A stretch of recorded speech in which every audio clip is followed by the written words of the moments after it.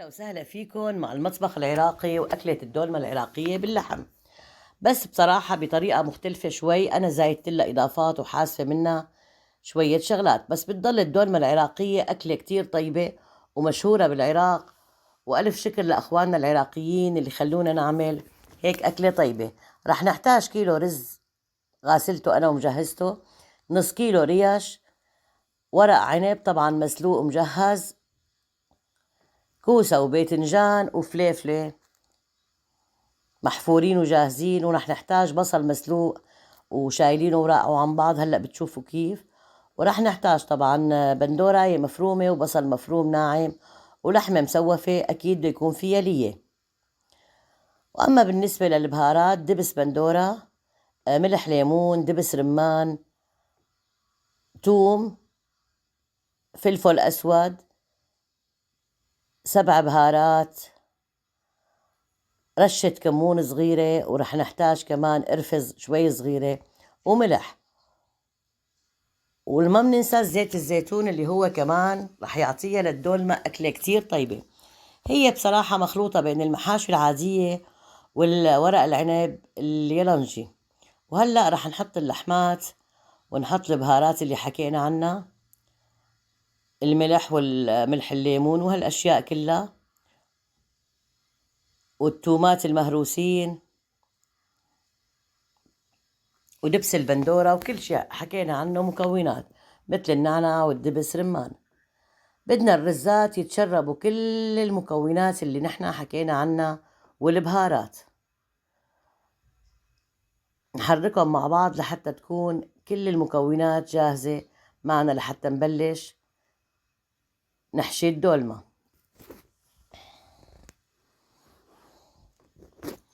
وهلأ رح نحركهم مع بعض مثل ما شايفين معي،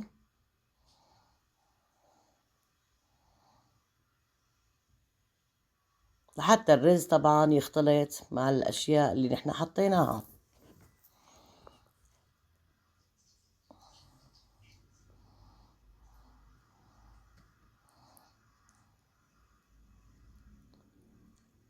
وهلأ تقريبا بعد ما حسيناها انه كلها تشربت، رح نضيف زيت الزيتون مشان يفرفت الرز. مثل ما حكينا الزيت النباتي ابدا ما بنستخدمه بالاكلة الدولمة. زيت الزيتون شايفين بيعطيها كتير نكهة طيبة وبيعمل فرفطة للرز، هيك بصير عنا الرز مفرفط لما بتستوي معنا. وهلأ حطيت ورق عنب انا طبعا بسفل الطنجرة، وراح حط الريش صفن فوقها. طبعا الريش طبعا مثل ما قلت لكم مغسولين وجاهزين، بنصفهم هيك مثل ما بدنا. طبعا طريقة الصف كل واحد عنده طريقة، بس المهم يكونوا بسفل الطنجرة. وهيك صارت عنا جاهزة. وهلأ رح نبلش، رح أعلمكم. طبعا أنا اليوم أحشي البصل. بالنسبة للكوسة والورق والباذنجان كلياتنا بنعرف نحشي، بس البصل طريقة جديدة عليكم. شايفين وراء البصل اللي قلتلكم ورقتهم؟ بنحط شوية رز طبعا من التتبيلة، بنلف البصل بطريقة مزبوط بنلفها، كمان بنحطهم فوق اللحمات. لازم يكون البصل بسفل الطنجرة. رح تستغربوا انه بصل محشي، بس عن جد كتير كتير بصراحة طيب.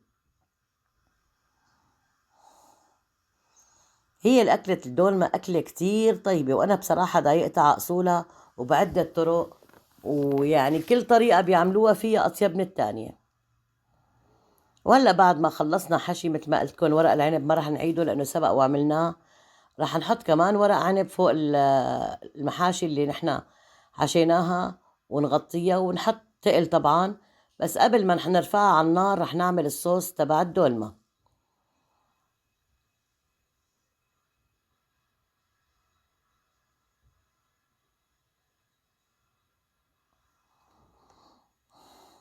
هو الصوص عبارة عن معلقتين دبس بندورة، رشة صغيرة من الملح والكمون وملح الليمون طبعا، وكمان دبس الرمان حوالي 3 معالق.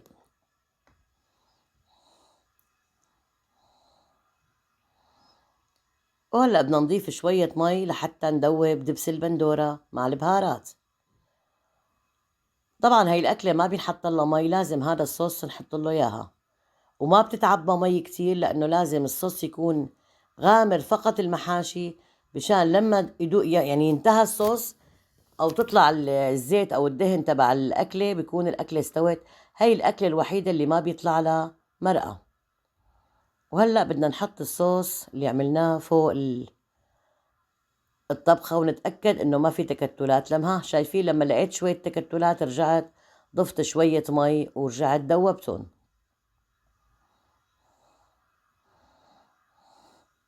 شايفين ما أخذت كمية مي كتيرة. وهذا هو الصوص، وصارت عنا هيك الأكلة بملحة وحمضة جاهزة لنرفعها على النار.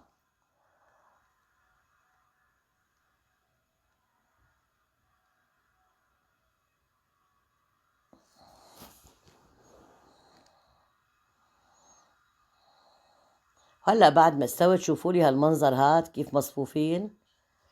وهلا بدنا نقلبها ونشوف شو عملنا. وبصراحة شي مشهي وصحتين وعافية لكل واحد أكل منا ولكل واحد بده يجرب. ولا تنسوني من المشاركة وتفعيل زر الجرس. وأهلا وسهلا فيكن مع تهاني. إن شاء الله تكون عجبتكن، وعن جد إذا جربتوها ما رح تندموا. شوفوا لي انتو هالمنظر هاد لحاله كافي إنه يحكي.